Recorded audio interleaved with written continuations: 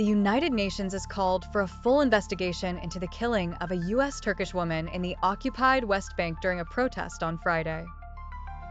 Local media reported that Aysenur Ezgi Eygi, 26, was shot dead by Israeli forces as she took part in a weekly protest against Jewish settlement expansion in the town of Beita near Nablus. Israel's military said it was looking into reports that a foreign national was killed as a result of shots fired in the area.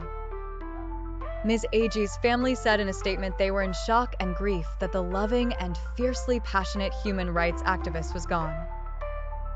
The family said video showed she was killed by a bullet from an Israeli military shooter and called for the US to investigate. The US has urged Israel to investigate the incident. Sean Savitt, spokesman for the White House's National Security Council, said Washington was deeply disturbed by the tragic death of an American citizen. "We have reached out to the government of Israel to ask for more information and request an investigation into the incident," Mr. Savitt said. In a statement, Ms. Eygi's family said that given the circumstances, an Israeli investigation is not adequate and called on the US to conduct an independent investigation and ensure full accountability for the guilty parties. Stefan Dujarric, the spokesman for the UN Secretary-General, said we would want to see a full investigation of the circumstances and that people should be held accountable. Civilians, he added, must be protected at all times.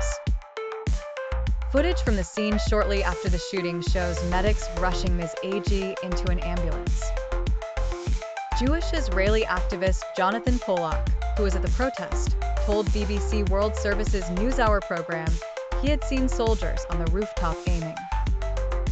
He said he had heard two separate shots, with like a second or two distance between them. "I heard someone calling my name, saying in English, 'Help us. We need help. We need help.' I ran towards them," he said. He said he had then seen Ms. Eygi lying on the ground underneath an olive tree, bleeding to death from her head.